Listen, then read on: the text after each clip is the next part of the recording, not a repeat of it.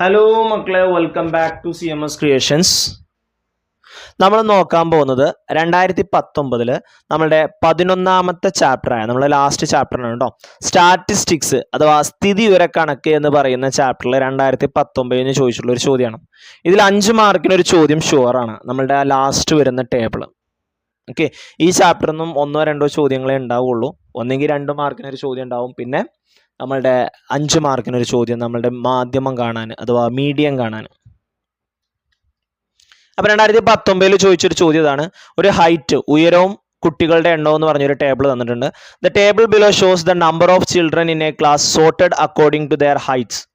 If the students are directed to stand in a line according to their order of their height starting from the smallest then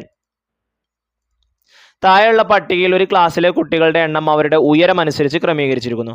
ഏറ്റവും ചെറിയ ഉയരത്തിൽ നിന്ന് ആരംഭിക്കുന്ന അവരുടെ ഉയരങ്ങളുടെ ക്രമം അനുസരിച്ച് ഒരു വരിയിൽ നിൽക്കാൻ വിദ്യാർത്ഥികളോട് നിർദ്ദേശിച്ചാൽ the height of the children at what position is taken as the median. എത്രാമത്തെ കുട്ടിയുടെ ഉയരമാണ് മധ്യമ ഉയരം?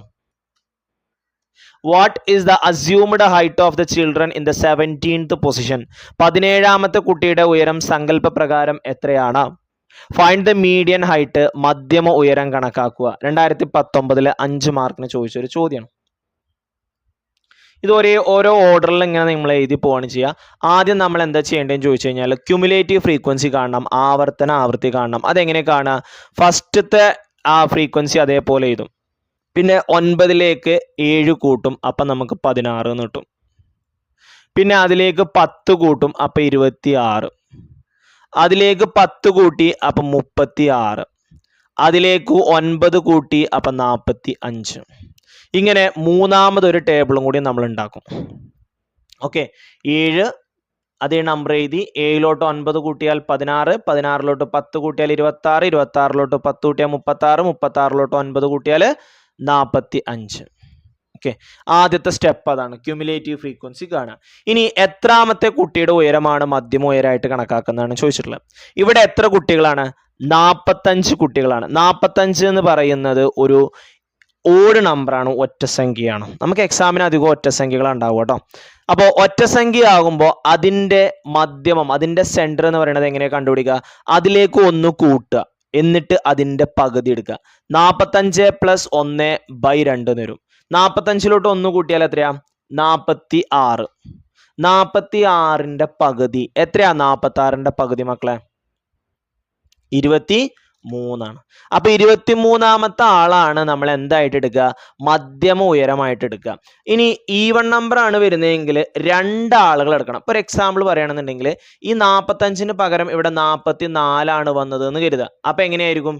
22ാമത്തെയും 23ാമത്തെയും ആളെ കാണും. 44ന്റെ പകുതി 22.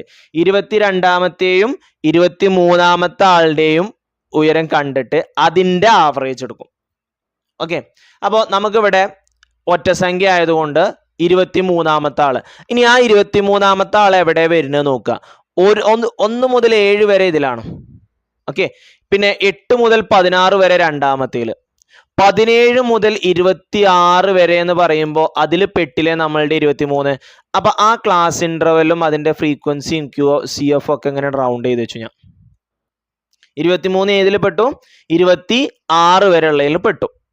ഓക്കെ, ഇനി അടുത്ത ചോദ്യം എന്താണ്? അടുത്ത ചോദ്യം, what is the assumed height of the children in the 17th position. 17ാമത്തെ കുട്ടിയുടെ ഉയരം സങ്കല്പ പ്രകാരം എത്രയെന്നാണ്. നമുക്ക് എക്സാമിന് അങ്ങനെ ചോദിക്കുള്ളൂ കേട്ടോ. നമ്മൾ റൗണ്ട് ചെയ്തതിന്റെ തൊട്ട് മുകളിലുള്ള നമ്പർ കഴിഞ്ഞിട്ടുള്ള ആളായിരിക്കും നമുക്ക് എക്സാമിന് ചോദിക്കുക. നമ്മൾ റൗണ്ട് ചെയ്തതിന്റെ തൊട്ട് മുകളിൽ ആരാ? 16. കണ്ടോ, 16 കഴിഞ്ഞിട്ട് 17ാമത്തെ കുട്ടിയുടെയാണ് നമ്മളോട് ചോദിച്ചത്. അപ്പോൾ നമ്മുടെ ഫസ്റ്റത്തെ സ്റ്റെപ്പ് എന്തായിരുന്നു? ക്യുമുലേറ്റീവ് ഫ്രീക്വൻസി കണ്ടു, പിന്നെ എത്രാമത്തെ ആളാന്ന് കണ്ടു. ഇനി അടുത്ത സ്റ്റെപ്പ് കോമൺ ഡിഫറൻസ് കാണുക എന്നുള്ളതാണ്. ഡി കാണാം. ആ ഡി എങ്ങനെ കാണാൻ ചോദിച്ചു കഴിഞ്ഞാൽ നമ്മൾ ഈ റൗണ്ട് ചെയ്ത ക്ലാസിന്റെ ഡിഫറൻസ് എത്രയാണ്? 150 to 160 എന്ന് പറയുന്നത് 10 ആണ്. എത്ര ആളുകളുണ്ട് ഇവിടെ? 10 ആളുകളുണ്ട്, 10 സ്റ്റുഡൻസ് ഉണ്ട്. അപ്പൊ ഈ 10നെ 10 കൊണ്ട് ഡിവൈഡ് ചെയ്യാം. എത്രയാ? 1 എന്ന് കിട്ടും. ഇനി 17ാമത്തെ ആളെ കാണാൻ നമ്മൾ ടെക്സ്റ്റ് ബുക്കിൽ പറയുന്ന മെത്തേഡ് ഇങ്ങനെയാണ്.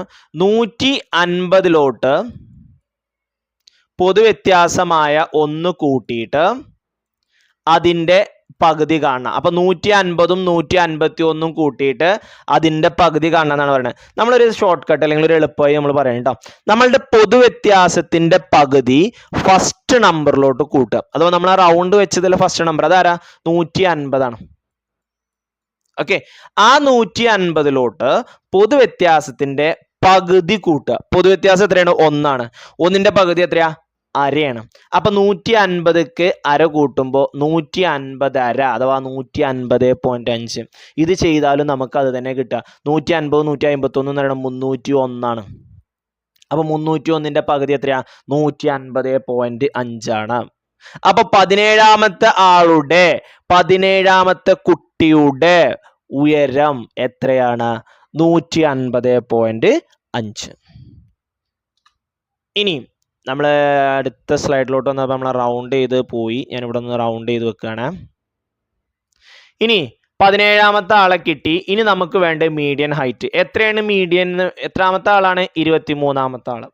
അപ്പോ 23ാമത്തെ ആളെ കാണാൻ പോവാണ്. 23ാമത്തെ ആളെ എങ്ങനെ കാണുമെന്ന് നോക്കിക്കോട്ടോ. 17ാമത്തെ ആളുടെ കൂടെ എത്ര പ്രാവശ്യം പൊതുവ്യത്യാസം കൂട്ടിയാലാണ് 23ക്ക് എത്തുക നോക്കുക. 17 കഴിഞ്ഞിട്ട് അങ്ങോട്ട് കൗണ്ട് ചെയ്ത് നോക്കിയാൽ മതി. 18 19 20 21 22 23 6 വട്ടം. 17ക്ക് 6 കൂട്ടുമ്പോഴാണ് 23. ഓക്കെ, അതാണ് 23ാമത്തെ ആള്. അപ്പൊ 17 അറിയണത് 150.5 ആണ്. അതിലേക്ക് 6 ഇൻറ്റു പൊതുവ്യത്യാസം എത്രയാണ്? 1 ആണ്. അപ്പൊ 6 ഇൻറ്റു 1 എത്രയാ? 6. അപ്പൊ 150.5 പ്ലസ് 6 എന്ന് വരും. അപ്പൊ എത്രയാ? 156.5. ഇതാണ് ഇതിന്റെ മീഡിയൻ, മധ്യമം എന്ന് പറയുന്നത്. അപ്പൊ മക്കൾ ആദ്യം ക്യുമുലേറ്റീവ് ഫ്രീക്വൻസി കാണുക, എന്നിട്ട് എത്രാമത്തെ ആളാന്ന് കാണുക, പിന്നെ പൊതുവ്യത്യാസം കാണുക. നമ്മൾ ആ റൗണ്ട് ചെയ്തതിന്റെ തൊട്ട് താഴെയുള്ള ആളെ കാണുക, റൗണ്ട് ചെയ്തതിന്റെ തൊട്ട് മുകളിലുള്ള ആൾ കഴിഞ്ഞിട്ടുള്ളത് കാണുക, പിന്നെ നമ്മളുടെ മധ്യമം കാണുക. ഓക്കെ, ഇതാണ് ഇതിന്റെ സ്റ്റെപ്പ്. നമുക്ക് ഈ ഭാഗത്തുനിന്ന് ഒരു 5 മാർക്കിന്റെ ചോദ്യം നമുക്ക് ഷുവർ ആയിട്ടും നമുക്ക് എന്ത് ചെയ്യാൻ പറ്റും?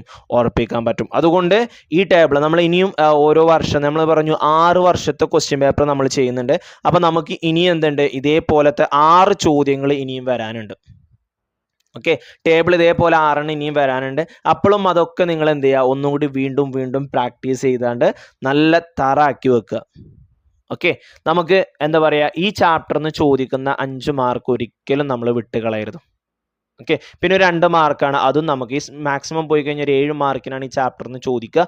ഈ 7 മാർക്ക് അത് നമ്മൾ പക്കയായിട്ട് എടുത്തു വെച്ചിരിക്കണം. ഓക്കെ, അപ്പോൾ എക്സാം എടുത്തുകൊണ്ടിരിക്കുകയാണ്. എല്ലാവരും നല്ല തകൃതിയിൽ നല്ല പഠനത്തിലാണെന്ന് വിശ്വസിക്കുന്നു. നല്ല രീതിയിൽ പഠിക്കുക, നന്നായിട്ട് എഴുതാൻ കഴിയട്ടെ. നമ്മൾ ചെയ്യുന്ന ഹാർഡ് വർക്കിനുള്ള ഫലം അത് നമുക്ക് കിട്ടുക തന്നെ ചെയ്യും. Wish all the very best for your examination. നിങ്ങളുടെ 10ാം ക്ലാസ്സിലെ ഫ്രണ്ട്സിനൊക്കെ നിങ്ങൾ ഈ വീഡിയോ ഒന്ന് അയച്ചു കൊടുക്കുക. അവരെല്ലാവരും പഠിക്കട്ടെ, എല്ലാവർക്കും നല്ല മാർക്ക് കിട്ടട്ടെ. നല്ല നിങ്ങൾ ആഗ്രഹിക്കുന്ന പോലെ +1 നല്ല നിങ്ങൾ ആഗ്രഹിക്കുന്ന സബ്ജക്റ്റുകൾ കിട്ടട്ടെ എന്ന് പ്രാർത്ഥിക്കുന്നു, ആശംസിക്കുന്നു. Wish all the very best. Okay, and thank you for watching this video. See you soon. Bye bye.